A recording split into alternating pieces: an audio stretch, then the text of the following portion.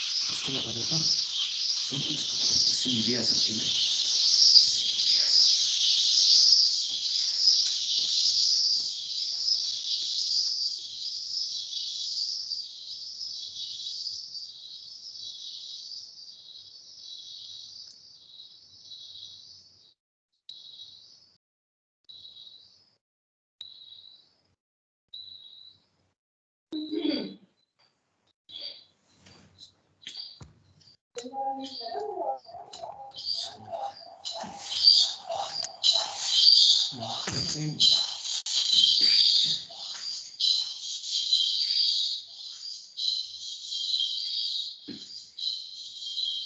तो आ रही भी ठीक ना।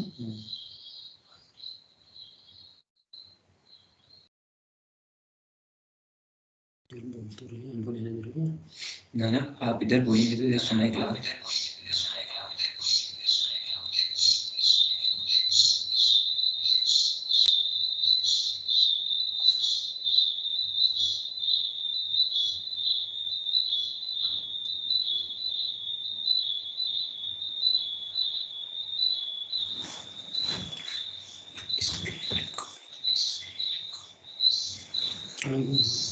रिकॉर्डिंग आ रहा है, रिकॉर्डिंग है जिस टाइम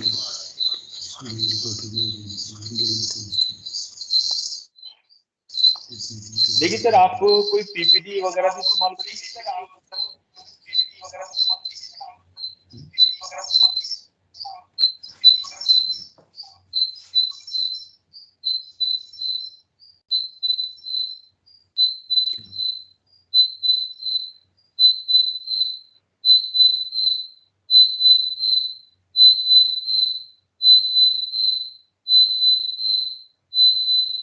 तो पूरी खुली होगी इसकी।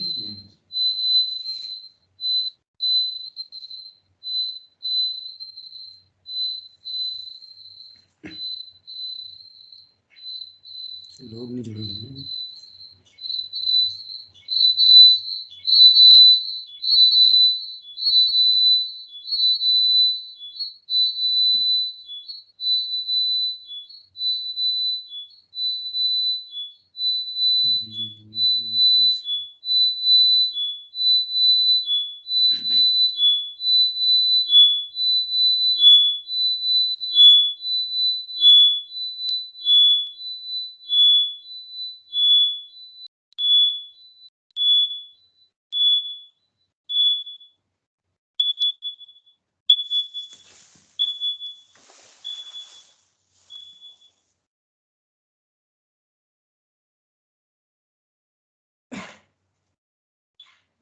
आवाज नहीं आ रही, सहते बोल तो रहे।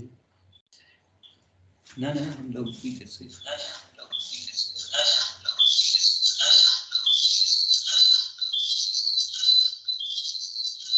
बोलते रहे, हमको भी नहीं सुनाई दे रहा।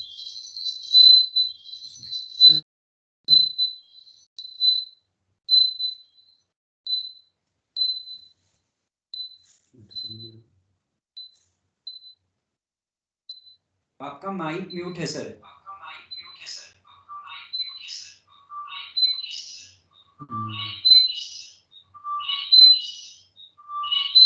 अरविंद कुमार सर, आपका माइक म्यूट है।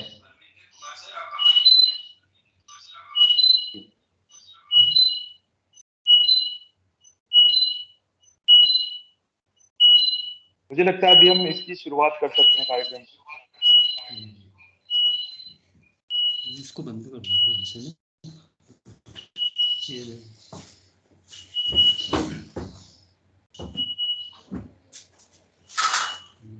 लगाई दो, उसे पूरा कर देगा।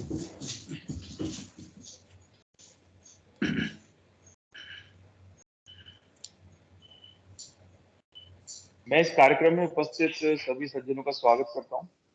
और आज biotechnology department Noida institute of engineering and technology ये प्रोग्राम आयोजित कर रहा है, जिसमें आईआईसी के सहयोग से हम ये आज का कार्यक्रम आयोजित कर पा रहे हैं। आईआईसी एक इंस्टीट्यूट इनोवेशन काउंसिल है, जिसके अंतर्गत हम विभिन्न विषयों पर और इनोवेशन, एंटरप्रेन्योरशिप, स्टार्टअप, ये सभी विषयों को लेकर विभिन्न विभिन्न प्रोग्राम हम आयोजित करते रहते हैं, जो कि बच्चों के एक तरह से स्किल डेवलपमेंट के लिए, उनके एनहांसमेंट के लिए या उनके अपग्रेडेशन के लिए या अपलिफ्टमेंट के लिए ये सारे प्रोग्राम आयोजित किए जाते हैं।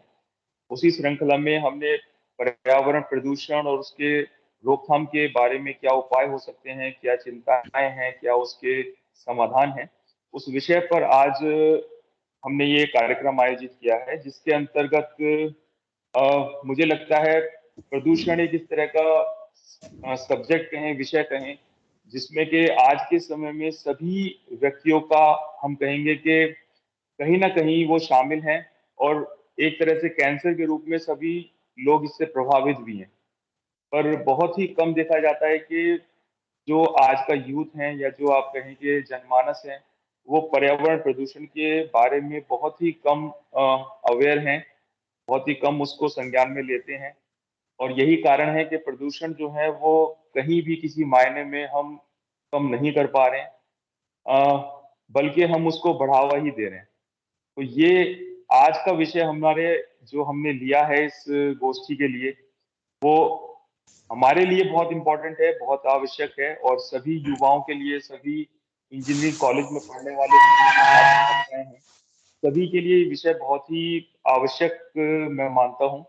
और इसी उद्देश्य से आज हमारे समक्ष एक बहुत ही जाने माने वक्ता जगदीश नेगी जी हमारे बीच मौजूद हैं।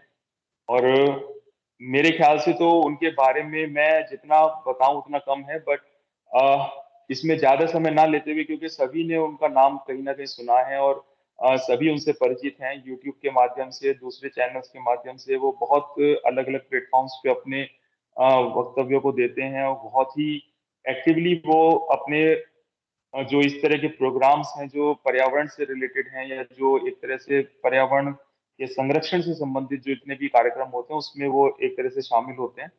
और आज हमारे समक्ष हैं, उन्होंने हमें अपना अमूल्य समय दिया और हमारा आवेदन स्वीकार किया, हमारा रिक्वेस्ट पर वो आज हमारे बीच मौजूद है। मैं आग्रह करूंगा जगदीश नेगी जी से कि वो अपने वक्तव्यों से जितने भी हमारे पार्टिसिपेंट्स आज मौजूद हैं उनको लाभान्वित करें।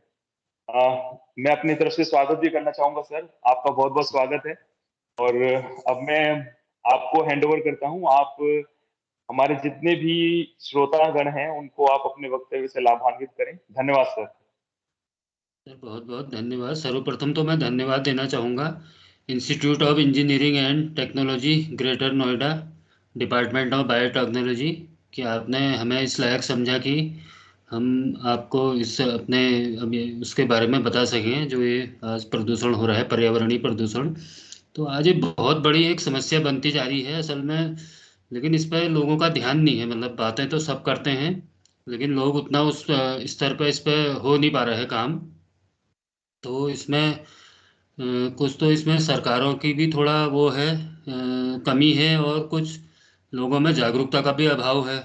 इस वजह से ये संभव नहीं हो पा रहा है। तो मेरा तो ये कहना है कि हमको इसके प्रति सभी को इसमें जागरूक होना है अपनी तरफ से।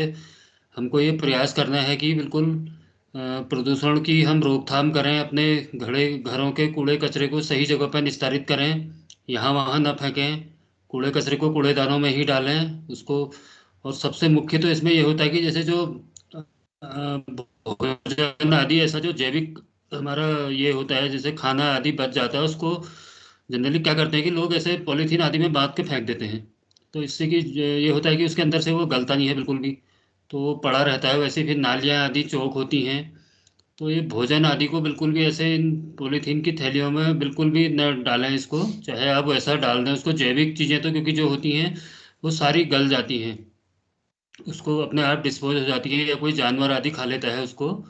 और अजैविक चीज़ों के लिए हम जैसे जो आदि प्लास्टिक आदि ये सब चीज़ें होती हैं, कई चीज़ें जैसे शैम्पू के डिब्बे, अपने समझिए हार्पिक के डिब्बे, ये सब टिन विन जो भी हमारे पास आता है, पानी की बोतलें, पेप्सी की बोतलें, तो इनको हम एक जगह पे अपने घर में कहीं पर रख के इनको एक उसमें डाल लें, और कुछ समय बाद उसको जैसे थोड़ा ज़्यादा मात्रा में हो जाता है तो उसको कबाड़ी आदि को दे सकते हैं। तो इससे भी बहुत ज़्यादा हमें मदद मिलेगी। अब अक्सर देखने में ये आता है कि लोग गाड़ियों से ही पानी की बोतलें पी के उनको बाहर फेंकते हैं, गाड़ियों आदि से चिप्स के पैकेट, कुरकुरे के पैकेट, इनको ऐसे गाड़ियों से बाहर फेंकते हैं, जो कि बहुत गलत है। उसको एक जगह पर उसी में रख देना चाहिए, गाड़ी के अंदर ही एक थैली में, और उसको बाद में जैसे नियत जगह पर निस्तारित करना चाहिए, कूड़ेदान आदि में डालना चाहिए। तो इस प्रकार से हम थोड़े छोटे छोटे अगर ये अपनाएंगे तो इससे भी बहुत ज़्यादा हद तक हम प्रदूषण को कंट्रोल कर सकते हैं। तो हमको देखना है अपने घरों के आसपास सब जगह मोहल्लों आदि में जहाँ भी हम रहते हैं, तो हमें देखना है कि बिल्कुल कूड़े कचरे को जैसे कूड़ा गाड़ियाँ भी आती हैं आजकल बहुत जगह, अधिकांश शहरों में तो हो ही गया है ये सब चीज़ें, छोटे छोटे शहरों में भी हो गया, तो उन्हीं में डालें उसको हम। अब हम सोचते हैं कि कोई हमें नहीं देख रहा है कि अंधेरे में हम पूरा उसको ऐसे बांध के और फिर ऐसे फेंक देते हैं दूसरे के खाली प्लॉट में। तो जगह जगह अक्सर देखने में आता है कि खाली प्लॉटों को लोग कूड़े कचरे का वो बना देते हैं फेंकने का माध्यम। तो इससे कि बहुत ज़्यादा प्रदूषण भी फैलता है और बीमारियां होने का भी डर रहता है। तो ये हमारी सबकी है ये जिम्मेदारी कि ये इसको हम कूड़े को बिल्कुल नियत जगह पर ही करें इसे निस्तारित। एक मैं बताना चाहूँगा एक अपना अनुभव, जैसे जिस प्रकार से ऐसे आजकल वैसे कहा तो ये जा रहा है कि जो पॉलीथीन की थैलियाँ जो हम जिसमें बाजार से सामान लाते हैं, तो इनको कहते हैं कि सरकार बार बार सुनने में आता है कि ये बंद हो गई हैं, ये हो गई हैं, लेकिन ये फिर भी आती हैं, मतलब जैसे बाजार में फिर भी मिल ही जाती हैं, कुछ कुछ समय बाद फिर दिखाई देने लग जाती हैं। कहीं कहीं वैसे बंद होती हैं ये। तो इनका एक उपाय बताऊं मैं आपको, एक छोटा सा उपाय, बहुत बड़ा उपाय नहीं है। आप जब भी बाजार से सामान खरीदते हैं, जैसे आपको अगर पॉलीथीन की थैली देता है दुकानदार, तो आप उसको, वैसे तो कोशिश तो ये करिए कि घर से झोला ले जाया जाए अपना कपड़े का, ताकि ज़्यादा इनका प्रयोग ना करना पड़े, लेकिन फिर भी अगर होता है तो उन थैलियों को आप घर में रख लीजिए, एक अलग से थैले में डाल दीजिए, और कुछ समय बाद ये थोड़ा ज़्यादा मात्रा में जैसे इकट्ठे हो जाते हैं, तो इनको दुकानदार को दे दीजिए दोबारा। तो ये बार बार यूज हो जाती हैं, इससे भी हम काफ़ी हद तक, क्योंकि इसको हम प्रदूषण को बचा सकेंगे। क्योंकि अधिकांश जगहों पर आपको क्या दिखेंगे कि ये बहुत ज़्यादा मात्रा में दिखती हैं, जिस हम पॉलीथीन की थैलियों में जो सामान लाते हैं, तो इधर उधर आपको बिक्री हुई बहुत दिखेंगी। और खाना आदि कोई भी चीज़ इसमें, मतलब सब्जी के छिलके ये तो भूल कर भी इसमें बंद करके, इसका मुंह बंद करके न फेंके कहीं भी, क्योंकि ये सैकड़ों साल तक निकलता है, तो ये तो पड़ा ही रहेगा वहीं बिल्कुल। ये नालियों आदि में जाता है, सब चोक हो जाती है इससे नालियाँ आदि, तो खेतों में जाता है, इसमें दिक्कत होती, फसल में भी दिक्कत होती, सब नहरें वहरें सब चोक हो जाती इससे।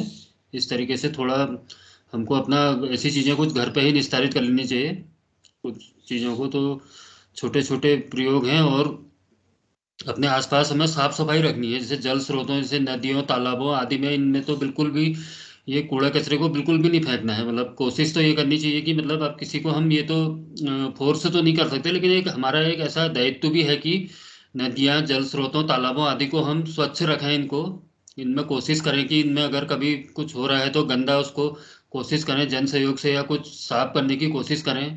क्योंकि नदियाँ, अगर आप देखें तो पानी से ही सब कुछ है, सब पीने के काम आता है। जल है तो, जल ही जीवन कहते हैं, जल है तो कल है, जल नहीं तो कल भी नहीं है।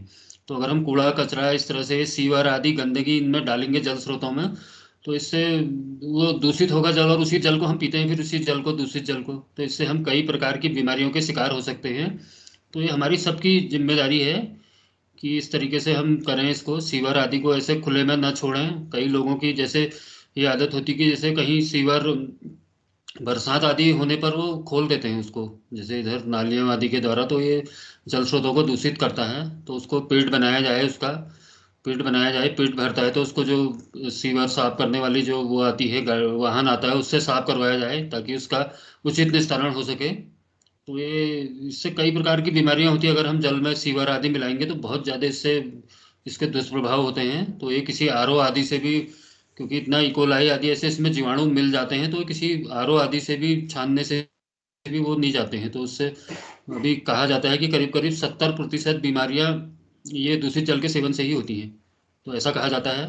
तो इस प्रकार से हमें कार्य करने हैं, तो जल स्रोतों को तो बचाना ही है। तो आज बहुत बड़ी समस्या है कि जल स्रोतों नदियों तालाबों को कैसे बचाया जाए, और वेटलैंड जो हैं विश्व में जहाँ भी हैं, इनको हम, अगर हम सभी लोग इसमें थोड़ा, युवा लोगों से तो मेरा एक खास करके निवेदन है, तो अगर आप लोग आगे आए तो इसमें काफ़ी कुछ किया जा सकता है। काफ़ी लोग कर रहे हैं इस कार्य को, मतलब साफ सफाई के सारे अभियान चल रहे हैं, कई जगह चल रहे हैं हमारे देश में। जब से ये मोदी जी का जो स्वच्छ भारत अभियान चला, तब से तो इसमें बहुत ज़्यादा जागरूकता आई है। हमने भी उसके बाद ही स्वच्छ भारत अभियान सुन के ही हमें भी एक ऐसा लगा कि अचानक 2015 में भी मैंने भी एक भवाली में एक अभियान शुरू किया था। यहाँ पर भी एक, असल में मैं नैनीताल के पास भवाली में रहता हूँ, तो यहाँ पर एक नदी थी, उत्तरवाहिनी नदी है यहाँ पर, एक सुंदर सी, जो कि आज से करीब 25 साल पहले तक काफ़ी समृद्ध थी, वो काफ़ी अच्छा उसमें पानी था। लेकिन धीरे धीरे उसकी उपेक्षा हो गई लोगों के द्वारा। तो उसमें धीरे धीरे गंदगी, कूड़ा कचरा, शहरीकरण भी हुआ, तो मिट्टी आदि उसमें पड़ी भवन निर्माणों की। तो उससे ये रहा कि नदी की दुर्दशा हो गई, उसमें सीवर आदि खोल दिए गए। तो धीरे धीरे बड़ी दुर्दशा हो गई, और उसमें सारा लोगों ने उसको, एक नदी को जो प्यास बुझाने के काम आती थी, उसको लोगों ने एक कूड़े कचरे फेंकने का वो बना दिया, उसको एक कूड़ेदान टाइप का बना दिया, मतलब एक डस्टबिन टाइप का। तो उस समय शहर में उतनी ऐसी कोई सफाई की भी ऐसी समुचित व्यवस्था नहीं थी, क्योंकि उस समय पालिका के पास भी ऐसा कुछ साधन नहीं था। तो बल्कि जगह जगह ही पालिका ही खुद उसमें जगह जगह डाल देती थी, नदी में डंप करती थी कूड़े को, जगह जगह नगर से इकट्ठा करके। तो इस तरह की समस्या थी। तो हमारा 2015 में जब अचानक मेरा ध्यान गया उसमें, एक बार मॉर्निंग वॉक के समय मैं सुबह घूम रहा था, तो मैंने देखा कि एक हमारे मोहाली में एसबीआई बैंक के समीप एक काली मंदिर है, काली माता का मंदिर। तो वहाँ मंदिर के पास मेरी नज़र पड़ी, तो वहाँ पर इतना ज़्यादा नीचे ढेर लगे थे कूड़े कचरे के। तो मुझे बड़ा ताज्जुब भी हुआ कि ये बिल्कुल अचानक नज़र गई उस पर, जो नदी करीब 25-30 साल पहले जब हम छोटे छोटे थे, क्लास 6 में करीब पढ़ते थे, तो अच्छा खासा पानी था नदी में, उसमें मछलियाँ भी थी। तो मेरा बड़ा ताज्जुब हुआ देख के, क्योंकि कई वर्षों से ऐसा कुछ हमने भी ज़्यादा ध्यान नहीं दिया उस पर। तो मेरे मन में ये विचार आया कि अचानक क्यों ना इसको साफ किया जाए। ऐसे ही मैंने एक फेसबुक में पोस्ट डाल दी। तो अचानक मेरे मन में ख्याल आया कि इसको क्यों ना हम साफ करें। तो उसमें कुछ कमेंट भी आने लग गए लोगों के। तो ये करीब 11 अक्टूबर 2015 की बात से हमने शुरुआत किया। उस दिन पहला नवरात्रा था, मुझे याद है अभी भी। तो मेरे साथ कुछ लोग जुड़ गए, कुछ स्थानीय नवयुवक जुड़ गए, 8-10 लोग हम जुड़ गए। नगर पालिका के चेयरमैन भी जुड़ गए उस समय के तत्कालीन, नीमा बिष्ट जी, मोहन बिष्ट जी आदि लोग भी, कई लोग जुड़े मेरे साथ। तो हम 8-10 लोगों ने, हम तसले आदि फावड़े बेलचे लेके हम नदी में उतरे। तो हमने एक पिकअप करीब कचरा तो वहीं से निकाल दिया। तो जब हमने कचरा हटाया तो काफ़ी अच्छा पानी बहने लगा, जो पानी एकदम उससे अवरुद्ध हो गया था, पानी का प्रभाव कचरे से। तो हमें बड़ा अच्छा लगा। फिर हम आगे थोड़ी, उससे थोड़ी और आगे बढ़ गए, बाजार में एक मंदिर और था मेन मार्केट में, देवी मंदिर। तो उसके पास से भी हमने थोड़ी निकाल दिया, करीब काफ़ी लोग थे, एक पिकअप कचरा निकाल दिया, तो वहाँ भी हमें अच्छा लगा। तो फिर वहां से मेरे मन में धीरे धीरे, मेरे मन में ये विचार आया कि क्यों ना इसे हर हर हफ्ते क्यों ना रख लें। तो उसके बाद से मैंने लगातार इसको करीब 2-2.5 वर्षों तक हर हफ्ते चला दिया, ये हर संडे अभियान। जैसे धीरे धीरे लोग आए, धीरे धीरे, शुरू में तो आए लोग, 1-2 महीने तक तो आए लोग, शुरुआत में होता ही है फिर इस तरह के अभियानों में। शुरू में लोग आए, लेकिन फिर 2 2 महीने, 2.5 महीने बाद फिर लोगों ने, वही होता, क्योंकि इस तरह के अभियानों को लंबे समय तक चलाना बड़ा मुश्किल होता है।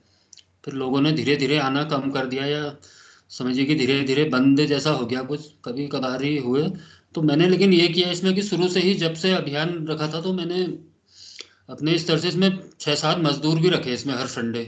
तो जैसे लोग तो थोड़ी देर आते थे, 1-2 घंटा, 2 घंटा, 3 घंटा ऐसे करते थे, लेकिन मैं मजदूरों के साथ पूरे दिन इसमें कार्य करता था। पूरे दिन सुबह 9 बजे से 5 बजे तक 7-8 मजदूरों को लेके खुद इसमें, मेरे भाई पीयूष नेगी का भी काफ़ी सहयोग रहा है इसमें। तो वो भी मेरे साथ रहता था इसमें, मेरा कजिन था वो। तो हम मजदूरों के साथ मिलकर सुबह 9 बजे से 5 बजे तक बिल्कुल नदी को साफ करते थे। तो ये यहाँ पर जो नीम करोली महाराज का एक मंदिर है, मोहाली से 10 किलोमीटर आगे। तो वहाँ से मुझे ये, क्योंकि ये मुझे, मैं महाराज का भी भक्त हूँ, तो मुझे जब ज्ञात हुआ, मतलब मेरे पता चला कि ये देखिए कूड़ा कचरा तो वहीं तक जाता, तो बड़ा मुझे बुरा लगा। तो एक ये महाराज की ऐसी कृपा रही, समझिए कि एक प्रकार से मैं तो बाबा की ही कृपा मानता हूँ, नीम करोली महाराज की, परम पूज्य की, उनकी कृपा से ही ये कार्य सफल हुआ। तो जब भी मैं ये अभियान हर संडे जब मैं करता था, तो सबसे पहले एक भवाली से 3 किलोमीटर आगे भी एक उनका भूमि आधार में मंदिर है, तो वहाँ मैं जाता था सुबह, सबसे पहले वहाँ प्रार्थना करने। तो उसके बाद मैं अभियान शुरू करता था। तो 9 बजे मैं नदी में उतर जाता था, करीब 9 बजे से भी थोड़ा पहले ही, मजदूरों के साथ। और उसके बाद मतलब इतना उसमें गंदगी थी, क्योंकि नदी में इतना कूड़ा कचरा दुनिया भर का था उसमें। तो ऐसा भी नहीं होता था कि हाथ धोए जाए दिन में, ऐसा लगता था कि यार अब कौन बार बार धोए हाथ, एक ही बार धोएंगे। तो हमें मतलब भूख प्यास भी नहीं लगती थी नदी में। पूरे दिन मजदूर तो चाय आदि उनके लिए व्यवस्था करते थे, लेकिन हम निकलते भी नहीं थे नदी से। पूरे दिन हम उसी में, मैं और मेरा भाई, चचेरा भाई पीयूष, तो हम उसमें से निकलते नहीं थे नदी से 9 से 5 बजे तक। कुछ खाते भी नहीं थे हम, क्योंकि इतनी गंदगी थी उसमें, ऐसा हो जाते थे हम कीचड़ से सन जाते थे।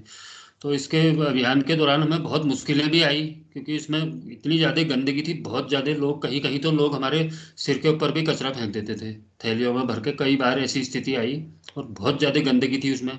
कांच आदि थे, कई बार हमारे पैर कट गए उसमें, कांच आदि से पैर, हाथ फट गए, पैर फट गए बिल्कुल। बहुत ज़्यादा गंदगी थी, इतनी ज़्यादा थी कि उसमें खड़े होना बड़ा मुश्किल होता था। तो हमने धीरे धीरे उसमें काफ़ी हद तक हमें, जो जो हम बढ़ते गए आगे नदी में, तो थोड़ा हमें भी पानी भी साफ दिखने लगा, उसमें कचरे की मात्रा भी थोड़ी थोड़ी, जैसे हमने साथ साथ हमने लोगों को जागरूक भी किया, जैसे कभी दुकान पे, चाय की दुकान पे चर्चा करके, ऐसे नदी के आसपास रहने वाले लोगों से चर्चा करके, बाकी फेसबुक में तो चलता ही था क्योंकि छोटा ही, बराबर लोगों से इसमें हम चर्चा करते थे, तो एक अभियान को काफ़ी वो मिली, कुछ अखबारों में भी आने लग गया, उससे लोगों को भी पता चला कि एक वहाँ पे अभियान चल रहा है। तो हम बिल्कुल, हमारा सारा उसी पे पूरा ध्यान केंद्रित हो गया एकदम पूरा। तो ये बाबा महाराज की ही कृपा से, पूरा बाबा का ही आशीर्वाद कहूंगा ये तो, मैं तो ये कहूंगा कि हमने कुछ भी नहीं किया, जो भी सब हुआ बाबा की ही कृपा से हुआ है, नीम करौली महाराज की कृपा से। तो धीरे धीरे उसमें काफ़ी, उसमें खर्चा भी काफ़ी था, कुछ लोग हमें सहयोग भी करते थे काफ़ी, जैसे भवाली के थे हमारे एयर वाइस मार्शल बत्रा जी थे, बीबी बत्रा जी रिटायर, बत्रा जी, आशा शर्मा गौड़ जी, कई लोग थे इसमें भवाली के, संजय वर्मा जी भवाली के हमारे जो इसमें वर्तमान में चेयरमैन हैं। काफ़ी लोग हमारे साथ आए इसमें अभियान में, बहुत लोग आए भवाली के, विजय तिवारी जी, और बहुत लोग हैं, दयाल आर्य जी पूर्व चेयरमैन, खष्टी बिष्टी जी इधर कांग्रेस नेत्री, उनका भी काफ़ी रहा है इसमें सहयोग, काफ़ी हमारे नीरज जोशी मेरे सहयोगी। तो काफ़ी लोगों ने सहयोग किया। अब अपने इस समय तो उतने लोगों का नाम भी लेना वो संभव नहीं है, लेकिन काफ़ी किया, लेकिन इसमें काफ़ी हमारा पैसा भी बहुत लगा, अपने पास से भी काफ़ी, मतलब ये लगाइए कि करीब 6-7 लाख रुपया तो अपने ही पास से मैंने लगाया इसमें ओन। बाकी कई लोगों ने मुझे सहयोग भी किया, ऐसे लोग करते भी थे सहयोग, 2,000 3,000 ऐसे, 5,000। फिर धीरे धीरे एक बार मैंने, जब मैंने थोड़ी भोपाली शहर का थोड़ी, मैं तो वैसे भोपाली से 3 किलोमीटर दूर गाँव में रहता हूँ, विलेज का निवासी हूँ, नगर क्षेत्र में नहीं आता हूँ मैं। तो वहाँ पर मैंने एक, जब थोड़ी सर्वे टाइप का किया तो मैंने देखा कि वहाँ पर कूड़ेदानों का अभाव था, क्योंकि कूड़ेदान नहीं थे, कूड़ेदान की बहुत कमी थी वहाँ पर। तो इस वजह से लोग सीधे नदी में ही कूड़े को डालते थे, कुछ ऐसा पालिका का भी कुछ खास ऐसा सिस्टम नहीं था। तो मैंने एक, कुछ लोगों से, जैसे बत्रा जी आदि से, मैंने इनसे बात करके हमने एक ग्रुप बनाया व्हाट्सएप पे। तो मैंने ये कहा कि हम कुछ कूड़ेदानों के लिए वो करते हैं डोनेशन। तो मैंने कहा क्यों ना कुछ कूड़ेदान लगा दें हम शहर में, करीब 15, करीब एक, मैंने एक छोटा सा वो लगाया आइडिया किया, हमें 15 कूड़ेदान हम यहाँ पर लगाएंगे। तो उसके लिए हमने व्हाट्सएप पे एक वो चलाया, व्हाट्सएप पे रिक्वेस्ट करी कुछ ग्रुप बना के लोगों से। तो उसमें करीब करीब हमारा कुछ 10-15 दिन के अंदर करीब हमारे पास 75,000 रुपया जमा हो गया। तो उसमें से मैंने फिर कूड़ेदान बनाने वाले को यहाँ बुला के भवा ली। तो उसने करीब एक 5,000 का एक पड़ा, 15 कूड़ेदान का हमने ऑर्डर दे दिया। तो करीब वो कुछ दिनों में बन के भी आ गए थे यार, करीब 15-20-25 दिन में बन के आ गए, फिर वो लगाए हमने, उससे भी काफ़ी असर पड़ा, उससे काफ़ी असर पड़ा नगर में। फिर धीरे धीरे जागरूकता आई लोगों में वैसे अभियान से, मतलब मैं ये तो नहीं कहूँगा कि पूर्ण रूप से अभी स्वच्छ हो गई है नदी, लेकिन काफ़ी असर पड़ा है।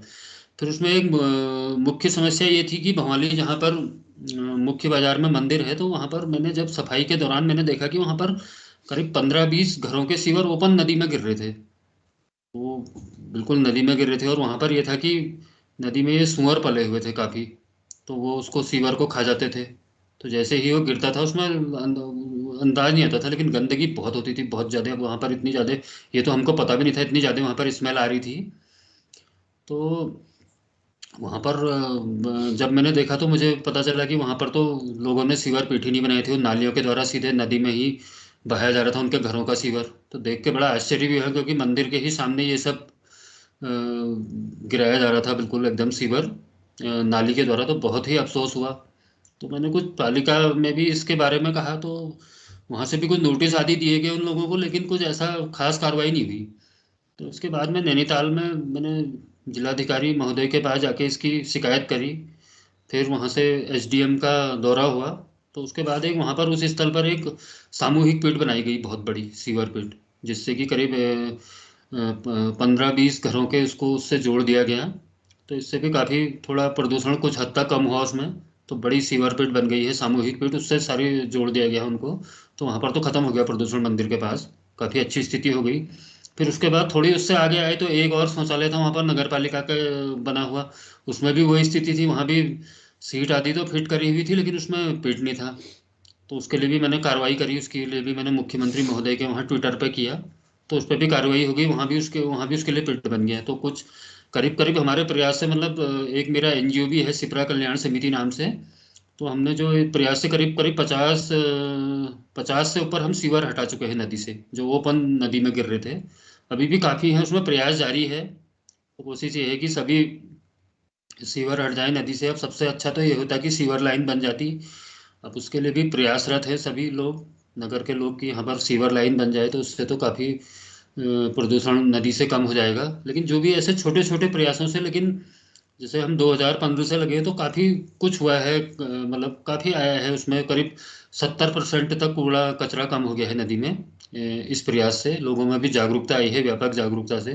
तो काफ़ी लंबे समय तक हमने अभियान चलाया है। फिर उसके बाद धीरे धीरे हमारे मैं जब भी जिलाधिकारी आते रहते थे नए, तो उनके उनसे भी मैं बराबर इस विषय में मिलते रहता था। तो उसी समय सरकार की करीब 2017 या 18 होगा, उस समय एक सरकार की वो चल रही थी, हर जिले में कि एक नदी को पुनर्जीवित करने की योजना चल रही थी। तो मैंने उस समय तत्कालीन जिलाधिकारी जी से मिला, तो उनको भी मेरे काम के बारे में पता था, सारा बताया गया। तो उन्होंने इसमें हमारी ये सिपरा नदी को चुन लिया उसमें, पुनर्जीवित करने वाली में, नैनीताल जिले में। तो उसके लिए फिर नदी की डिजिटल मैपिंग भी हुई। जीवन रावत जी, जियोमॉर्फोलॉजिस्ट, अल्मोड़ा शोभन सिंह जी ने, डिग्री कॉलेज के ज्योग्राफी के हेड डिपार्टमेंट, उनके द्वारा इसकी वहीं से सैटेलाइट से डिजिटल मैपिंग करी गई। नदी के 7 रिचार्ज जोन इनके द्वारा आइडेंटिफाइड किए गए। तो उस पर सरकार द्वारा फिर 13 करोड़ 45 लाख की एक योजना बनी इसको नदी को पुनर्जीवित करने की। कुछ कार्य हो भी गया है उसमें, करीब 2-1 करोड़ का कार्य हो गया है कुछ। पानी को रेन वाटर हार्वेस्टिंग के लिए कुछ उसके जोनों पर बनाए गए हैं फॉरेस्ट द्वारा। वर्षा के जल को संग्रहित करने के लिए खाल आदि बनाए गए हैं, तालाब टाइप के, जिससे कि वर्षा जल संग्रहित हो सके और नदी में जल का वो बढ़ सके। तो इसी सिलसिले में फिर मैंने इधर घोड़ाखाल क्षेत्र में, यहाँ पर एक यहाँ पर भी एक सिपरा नदी का मुख्य रिचार्ज जोन है, वहाँ पर भी, वहाँ से भी काफ़ी इसको पानी मिलता था। तो वहाँ पर हमने हमारे पड़ोसी लाल सिंह चौहान जी, श्री लाल सिंह चौहान जी पूर्व कृषि अधिकारी रहे हैं, तो उनको भी इस कार्य का, जो ये वाटर जल संरक्षण के कार्यों का, काफ़ी इनको लंबा अनुभव था, 40 वर्षों का।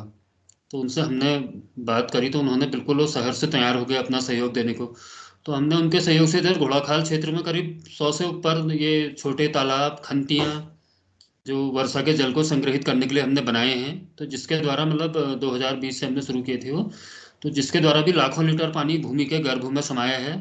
तो इससे भी नदी में निश्चित रूप से पानी बढ़ेगा भविष्य में। अभी जो भी आसपास के जल स्रोत भी जीवित होंगे, और ये कार्य भी हमारा, अभी हम आगे भी इसको जारी रखेंगे। और कुछ इसी सिलसिले में मैंने जैसे वृक्ष वितरण का भी कार्य चलता है मेरा, हमारा करीब 2017 से लोगों को बरसात के समय में फलदार आदि, जैसे ये चौड़ी पत्ती वाले वृक्षों का वितरण करते हैं। तो करीब करीब 60,000 से ऊपर हम वृक्ष अभी तक लोगों में वितरित कर चुके हैं घरों के आसपास। जैसे लोगों को हम देते हैं जिनकी जितनी क्षमता हो, 2, 4, 5, 10, जितने भी अपने घरों के आसपास लगा सके। क्योंकि वैसे जंगलों आदि में तो उतना वृक्षारोपण सफल होता नहीं है। लगाते हैं लेकिन उसमें काफ़ी उसके वो हैं कि उनकी देख रेख नहीं हो पाती है, जानवर खा जाते हैं, आग आदि से भी नष्ट हो जाते हैं।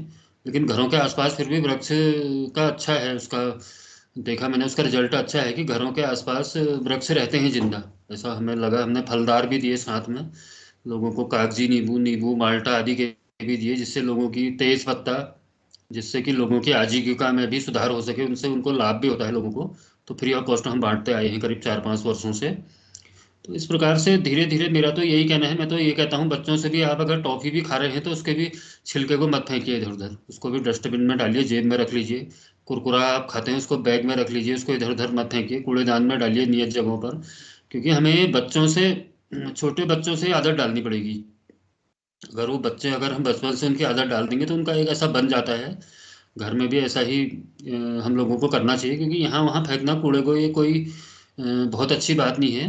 लेकिन असल में है क्या कि लोगों में उतनी जागरूकता नहीं है, लोग, क्योंकि ऐसा कुछ अभी उतना हमारे देश में सिविक सेंस नहीं है, कहूँगा मैं, अभी उतना हुआ नहीं है। जैसे विदेशों में आप चले जाइए तो वहाँ पर लोग बताते हैं, जैसे हमारे कई मित्र आदि गए हैं, तो वो बताते हैं कि वहाँ पर बिल्कुल भी कहीं पर भी इतनी साफ होती हैं सड़कें आदि, कहीं पता ही नहीं चलता है कि, मतलब गंदगी का तो बिल्कुल भी कोई भी नहीं करता है वहाँ पर ऐसा गंदा बिल्कुल।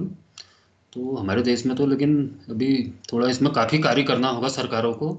थोड़ी मुख्य रूप से सरकारों का क्या है, मेरा तो ये निवेदन है, सरकारों से भी इसके माध्यम से कहना चाहूँगा, बार बार कहता भी हूँ, कि कूड़े कचरे के निस्तारण तभी हो पाएगा जब तक हम इसके रिसाइकल नहीं करेंगे कूड़े कचरे को। इसको रिसाइकल करना बहुत ज़रूरी है। जैसे हम जैविक अजैविक कचरे को अलग अलग करें, जैविक कचरे से तो खाद भी बन सकती है, जो कि इससे कई लोगों को रोजगार भी मिलेगा अगर हम इसको इस तरीके से करें। जैसे एक मैं एक इंदौर का ही उदाहरण देना चाहूँगा। इंदौर सभी गूगल पर भी सर्च कर सकते हैं, तो 30 लाख की आबादी है शहर की, तो अपने 100% कूड़े कचरे को रिसाइकल कर रहे हो। वो कैसे कर रहे होंगे, उनको कोई अलग से बजट मिलता है क्या, या मतलब वहां पर भी देखिए ना, इच्छा शक्ति होगी उन लोगों की, तो इतना बढ़िया उनका कार्य है वहां पर इंदौर का।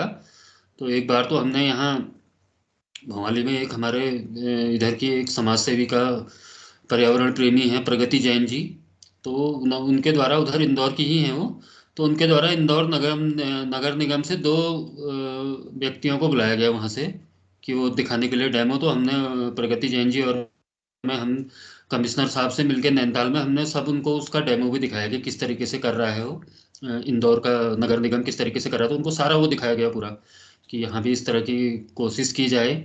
तो अगर ऐसा इच्छा शक्ति हो तो सब हो सकता है, ऐसा कुछ असंभव कुछ नहीं है। कचरे को पूरा हम रिसाइकल कर सकते हैं, खाद बना सकते हैं उससे, प्लास्टिक आदि, कई प्लास्टिक के पाइप आदि कई चीज़ें बनती हैं उससे। तो बिल्कुल इसका पूरे पूर्ण रूप से हो सकता है, लेकिन इधर अभी है ही नहीं। इधर जैसे देखिए हमारे भवाली से करीब 35 किलोमीटर दूर हल्द्वानी शहर है, काफ़ी बड़ा शहर है। तो अभी वहां पर देखिए बहुत बड़ा शहर है, तो इतना ज्यादा कूड़ा कचरा वहां पर होता है। शहर का भी कचरा बहुत है, हमारे भवाली का भी कूड़ा कचरा वहीं जाने लग गया है, नैनीताल का वहीं जाता है, भीमताल का वहीं जाता है। तो वहां पर लेकिन रिसाइकल प्लांट नहीं होने से इतना ज्यादा वहां पर गंदगी हो रही है, बहुत ज्यादा ऐसे फेंका गया है कचरा, मतलब बहुत बड़े एरिया में फैल गया है, और उसमें फिर आग लगा दी जाती है समय समय पर कुछ अराजक तत्वों द्वारा, जिसके कारण वहाँ करीब बहुत बड़ी आबादी का, मतलब इतना जीवन इतना संकट में पड़ गया है कि इतनी बीमारियां हो रही हैं उनको सांस आदि से संबंधित। तो सोचिए कितना बुरा हाल होता होगा कि सारे जिस कूड़े को, जैविक अजैविक कूड़े को सारा एक साथ फेंका जा रहा है, फिर उसमें आग लगाई जा रही है। लेकिन अगर, मैं तो यही कहूँगा, मतलब मेरा ऐसा किसी पर दोषारोपण नहीं कर रहा हूँ, लेकिन अगर सरकारों में किसी में अगर नगर निगम आदि में इच्छा शक्ति होती तो वहां पर कभी के बन गया होता प्लांट, क्योंकि सबसे जरूरी है वो। अगर देखा जाए, अगर हमें साफ स्वच्छ रखना है, अगर मोदी जी के स्वच्छ भारत के सपने को साकार करना है, तो तभी हो पाएगा। खाली स्वच्छ भारत असल में ऐसे कहने से कुछ नहीं होगा, कागजों में भले ही हम कितना कह लें, लेकिन अभी धरातल पर उतना ज्यादा इसमें कार्य की गति धीमी है, बहुत ज्यादा। भले हम कितना ही कह लें, जिस प्रकार से, जैसे अगर हम शौचालय बना लें, अगर उसमें पानी की व्यवस्था ना करें तो बेकार है वो, कोई फायदा नहीं है। शौचालय बना के भी कुछ नहीं होगा जब तक उसमें पानी की भी व्यवस्था करनी पड़ेगी। अब देखिए जगह जगह शौचालयों के हाल बहुत बुरे होते हैं। शौचालय हैं, पब्लिक टॉयलेट हैं, तो कितनी बुरी उनकी हाल होती है, इतने बुरे स्थिति में है कि उनको प्रयोग करने से व्यक्ति और कई प्रकार के संक्रमण का शिकार हो जाता है। तो ये थोड़ा इस पर जरा देखना पड़ेगा। खाली शौचालय ही बना के कुछ नहीं होगा, उसमें पानी की व्यवस्था करनी होगी, उसके उचित रख रखाव करना होगा, साफ सफाई की व्यवस्था करनी होगी, तभी ये चीजें संभव होनी पड़ेगी। लेकिन हमें सबको जागरूक होना पड़ेगा, इसके लिए सारी जनता को जागरूक होना पड़ेगा। किसी एक ये हमारे प्रधानमंत्री मोदी जी का या किसी एक व्यक्ति का काम नहीं है, सभी को इसमें जागरूक होना पड़ेगा। हम भी क्या कर पाएंगे, मैं भी कुछ बहुत कुछ थोड़ी कर पाऊंगा इसमें, जो भी हमने तो एक, हमने जो भी कार्य किया, मतलब एक उसके लिए किया कि लोग प्रेरणा लें उससे, कि हमारे से तो बहुत कुछ एक छोटा सा कर पाएंगे, हम तो एक बूंद के बराबर भी नहीं कर पाएंगे ना।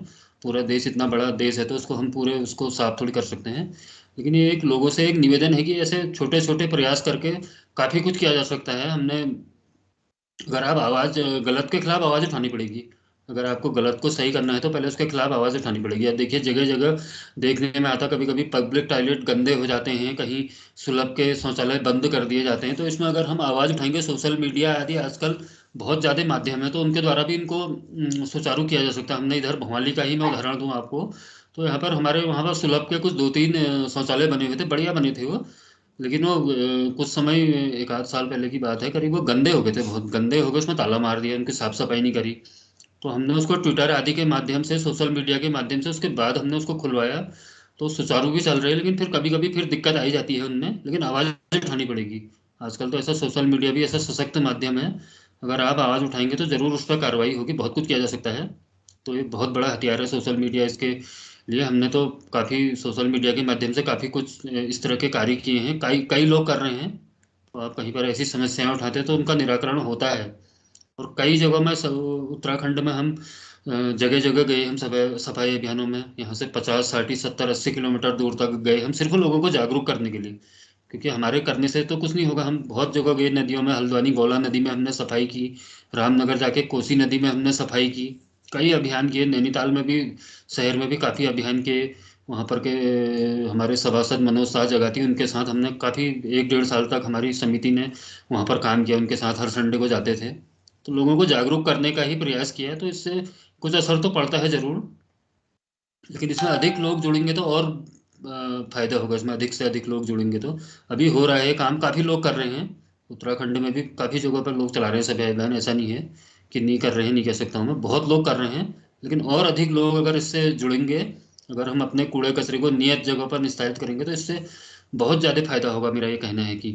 तो युवाओं को इसमें बिल्कुल, युवाओं से तो मेरा खास करके हाथ जोड़ के निवेदन है, आप बिल्कुल अपने आसपास कभी छुट्टी आदि के दिन ऐसा कोशिश करिए।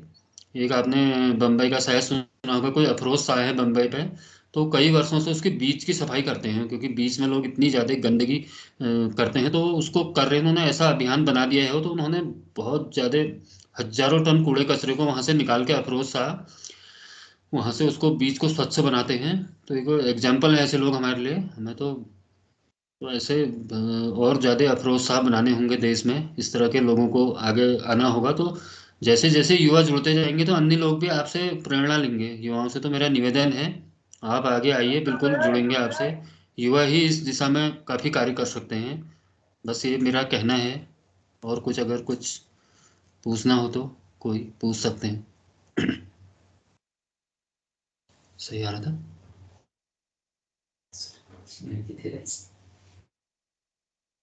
बोलेंगे।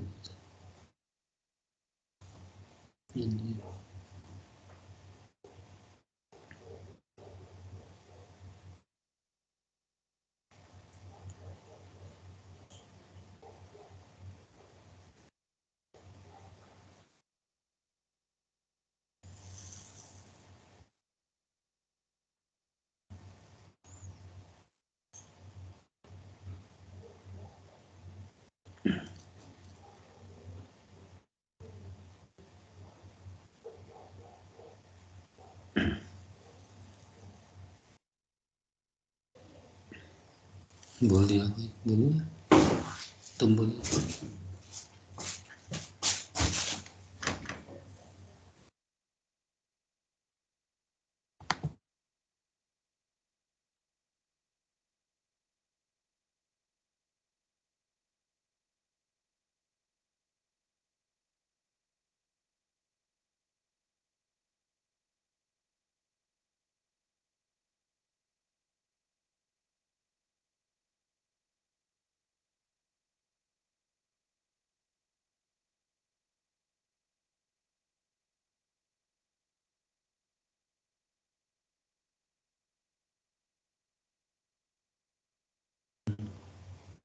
अनम्यूट हो गया, देखो तो। हम्म। हम्म। हम्म।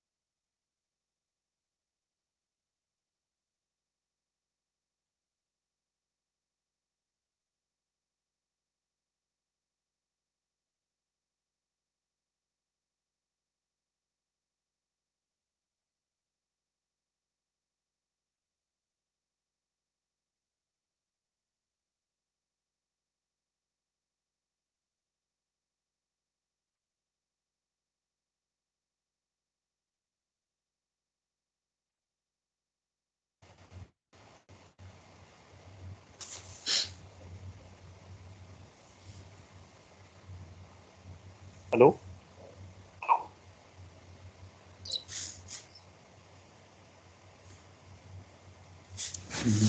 हेलो।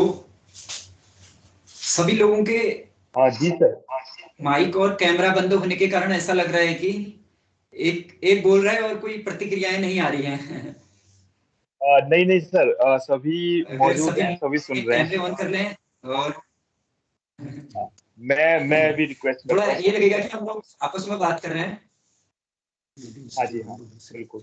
हाँ, मैं अपना परिचय देता हूँ। मैं नीरज जोशी। जैसा कि आज आपके गेस्ट थे आदरणीय जगदीश नेगी जी, तो जगदीश नेगी जी के साथ मैं भी जुड़ा हुआ हूँ, जो इनकी एनजीओ है सिप्रा कल्याण समिति। सिप्रा कल्याण समिति जो जल प्रबंधन और पॉल्यूशन और वन संरक्षण के लिए कार्य कर रही है। तो हम लोग इस पर जुड़ के बहुत अच्छा काम इधर करते हैं। जो लोग हम लोग काम कर रहे हैं उससे एक तो अवेयरनेस आती है, जो लोकल के हमारे स्कूल हैं जो और कम्युनिटी है वो भी हम लोगों से एक प्रेरणा लेती है कि हम लोगों को नदी में कूड़ा कचरा नहीं फेंकना है, क्योंकि बचपन में हम लोग भी इसी गलती को करते हुए आए हैं। अगर हम लोग कोई कुरकुरा या फिर कोई भी ऐसी चीज खाते थे प्लास्टिक वाली, तो उसको हम लोग फेंक देते थे यूं ही। लेकिन अब धीरे धीरे हम लोग जब इस क्षेत्र में आगे आए हैं और कार्य कर रहे हैं, जब जब से हमने जाना कि हमारे लिए नदी कितनी महत्वपूर्ण है, हमारे लिए जल कितना महत्वपूर्ण है, जंगल कितने हमारे लिए महत्वपूर्ण है, क्योंकि बायोडाइवर्सिटी और डिजास्टर दोनों एक दूसरे से जुड़े हुए हैं। आपने अगर उत्तराखंड में सुना होगा कि 18 अक्टूबर को एक यहाँ पर बाढ़ आई थी, जिससे बहुत ज्यादा इधर नुकसान हुआ नैनीताल जिला में। सबसे ज्यादा नुकसान हमारे नैनीताल जिले के खैरना और रामगढ़ क्षेत्र में हुआ। और उसका मेन रीजन ये था, कहीं ना कहीं हमें लोग उसके कारण हैं। यानी हम लोगों ने नदी के किनारों पर जबरन उसको अतिक्रमण किया है। उसके प्रवाह जो उसका ड्रेनेज सिस्टम है उसको हमने रोका है, क्योंकि प्रकृति अपना मार्ग स्वयं बना लेती है। अगर हम लोग उसको अवरोध उसमें डालेंगे तो कहीं ना कहीं हम लोग अपने लिए आपदा को निमंत्रण देंगे।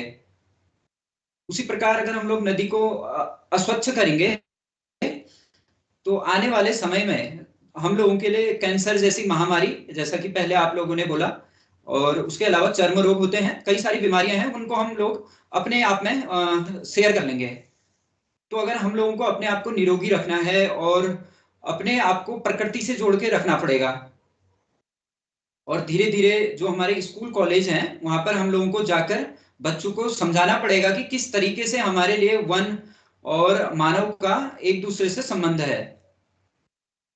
क्योंकि सिप्रा कल्याण समिति जो फॉरेस्ट के लिए भी काम करती है, जैसा कि जगदीश नेगी जी ने बताया कि उनके द्वारा इधर पेड़ बांटे जाते हैं, जिसमें अमूमन फलों के पेड़ तो बांटे ही जाते हैं। उसके अलावा जो और वाइल्ड प्लांट हैं, जैसे जो जल को बढ़ाने की क्षमता रखते हैं, जिसमें बांज होता है और उतीस होता है, और उसके अलावा भी कई अन्य और ऐसे पौधे हैं जो जंगली जानवरों के लिए भी एक अच्छा विकल्प होता है। क्योंकि अगर हम लोग जंगलों पर फलों के पेड़ लगाएं, और कुछ हमने सिप्रा के जो वाटर शेड एरिया है वहां पर केले के पेड़ लगाए थे, तो जंगली जानवरों को भी एक उससे अच्छा एक खाना मिल जाएगा। वो मानव बस्ती की ओर नहीं आएंगे, क्योंकि जंगली जानवर अगर मानव बस्ती की ओर आते हैं तो मानव उन्हें हानि पहुंचाता है, और मानव उन्हें हानि पहुंचाने से जैव विविधता डिसबैलेंस हो जाती है। तो मेरा सभी से विशेष आग्रह है कि हम लोग सभी लोग एक दूसरे से जुड़े रहें, और इस तरीके के कार्यक्रम, जैसा कि डॉक्टर रश्मि मैम ने हमें बोला कि एक वेबिनार किया जाए और ऐसे लोगों को जोड़ा जाए उसमें, जैसे जगदीश नेगी जी हैं, और जगदीश नेगी जी के अलावा कुछ लोग और भी हैं। तो बार बार अगर हम लोग ऐसे प्रोग्राम को करते रहेंगे तो हम लोगों का एक अच्छा एक संबंध बन जाएगा, और हम लोग बार बार जैव विविधता के लिए काम कर पाएंगे। तो एक बार फिर से कहना चाहूंगा कि जितने लोग इस वेबिनार में हैं, सभी लोग कुछ ना कुछ जरूर बोलें, ताकि हम लोग भी आप लोगों से कुछ सीख पाए। Thank you. जी, धन्यवाद नीरज जोशी सर, आपका भी, और जगदीश नेगी सर आपका भी बहुत बहुत धन्यवाद। मुझे लगता है कि जो एक्सपीरियंस आपने अपना शेयर किया, आज इसी तरह के एफर्ट्स की, इसी तरह की मानसिकता की आवश्यकता है, जहाँ के जितना हम लोग अपने दैनिक जीवन में कचरा फैलाते हैं, कचरा करते हैं या पॉल्यूशन में कंट्रीब्यूट करते हैं, उसके प्रति हमारी जागरूकता ही इस समस्या का समाधान है। मैं ये भी जानना चाहूँगा आप सभी से कि जो स्टूडेंट हैं, खास तौर से जो इंजीनियरिंग कॉलेज के विद्यार्थी हैं, उनको जागरूक करने के लिए क्या किस तरह के कार्यक्रम और आयोजित किए जा सकते हैं? वेबिनार एक माध्यम है, बट ऐसा कुछ जो कि बच्चे प्रैक्टिकली कर पाएँ और मतलब उस तरह के मैसेज को ले जा पाएँ और ना सिर्फ 1 या 2 दिन के लिए बल्कि लाइफ लॉन्ग उस तरह की प्रैक्टिस को करें, ताकि अपने क्षेत्र में, अपने घरों में, अपने आस-पास के एरिया में भी वो उस चीज़ को अपने तक सीमित ना रखें, दूसरों को भी दे पाएँ। तो क्या ऐसे माध्यम हो सकते हैं जिसमें कि हम इंजीनियरिंग छात्रों को इसमें और अधिक जागरूक कर सकें?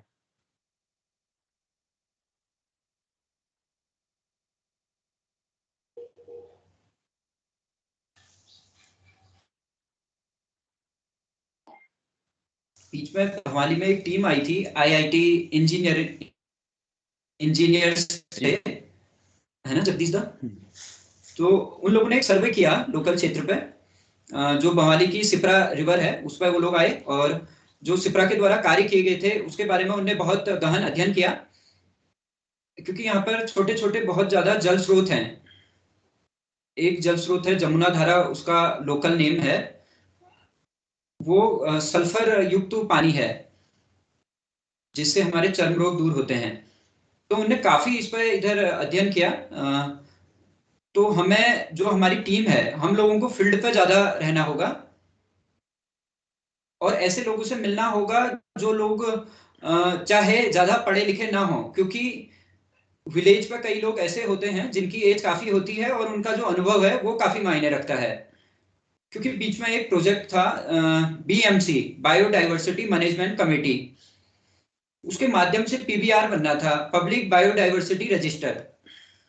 तो उसमें हम लोगों को ये मेंशन करना था जो हमारे लोकल रिसोर्सेज हैं, यानी जो हमारे जल स्रोत हैं और जो जड़ी बूटियां हैं और जो मानव कल्चर है, उस सारी चीजों को हमको एक कॉपी में नोट करना था। तो उसके लिए हम लोगों को गांव के ऐसे लोगों से मिलना था जो सीनियर मोस्ट थे। तो हमने उस पर तीन एक वो बनाई थी, एक 60 से 70 साल के बीच के लोगों से मिलना था और एक 70 से 80, क्योंकि 80 से ऊपर लोग हमें मिलना बहुत कम हो चुका है आज की डेट में। लेकिन अगर हमें कोई 80 साल से ऊपर के लोग मिलते हैं तो हमारे लिए बहुत एक अच्छा एक वो रहता था उसमें। तो ऐसे लोगों से हम लोग जानने की कोशिश करते थे कि आप लोगों के द्वारा किस तरीके से अपने पर्यावरण के साथ रहकर जिया आप लोगों ने, और उसको हमको एक टेक्निकल रूप में उसको हमने कॉपी में नोट करना था। तो इस तरीके से जो स्टूडेंट हैं वो कार्य कर सकते हैं। जी, मुझे लगता है ये बहुत ही अच्छा सुझाव है और जब तक कि विद्यार्थी फील्ड में नहीं उतरेंगे या अपने आसपास के क्षेत्रों में जाकर नहीं देखेंगे, और आपने अच्छा बताया कि बुजुर्गों से मिलना ये सबसे ज़्यादा प्रभावकारी रहेगा, क्योंकि वो एक ऐसी पीढ़ी है जो कि सबसे अधिक अपने आप को पर्यावरण से जोड़कर, पर्यावरण के साथ सामंजस्य स्थापित करते हुए अपना जीवन जिन्होंने जिया है। और आज के समय पे जो हम कह रहे हैं कि आर्टिफिशियल लाइफ हम जी रहे हैं, इसमें कि आर्टिफिशियल ब्रीथिंग हो रही है, ठंडा भी हम एसीज़ के माध्यम से कर रहे हैं, गर्म भी हम हीटर्स के माध्यम से कर रहे हैं। और जितना एक वैश्वीकरण हो रहा है, अ, जितना इंडस्ट्रियलाइज़ेशन फैल रहा है, वो प्रदूषण भी फैला रहा है और किसी न किसी तरह से वो हमारे स्वास्थ्य को भी हानि पहुँचा रहा है।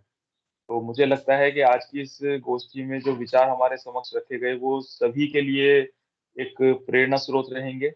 मैं अपनी ओर से, डिपार्टमेंट ऑफ बायोटेक्नोलॉजी की ओर से और डॉक्टर रश्मि मिश्रा की ओर से आप जगदीश नेगी जी का और नीरज जोशी जी का आभार व्यक्त करता हूँ कि उन्होंने अपना अमूल्य समय दिया और उनके एक्सपीरियंस से, उनके अनुभवों से ये समय है कि हम सभी प्रेरणा लें, सीखें और अपने-अपने क्षेत्रों में पर्यावरण के प्रति जागरूक स्वयं भी हों और दूसरों को भी करें। और इसी उद्देश्य के साथ मुझे लगता है कि आज के श्रोतागण सभी इस गोष्ठी से, इस वक्तव्य से लाभान्वित हुए हैं। मैं पुनः अपने स्पीकर्स का जो हमारे माननीय अतिथि रहे हैं, नेगी जी और जोशी जी, मैं दोनों का आभार व्यक्त करता हूँ। बहुत बहुत धन्यवाद सर। धन्यवाद, बहुत बहुत धन्यवाद। धन्यवाद सर, धन्यवाद। Thank you. तो मैं आग्रह करूंगा कि अभी सभी इस मीटिंग को लीव कर सकते हैं। धन्यवाद सर। धन्यवाद। Thank you sir.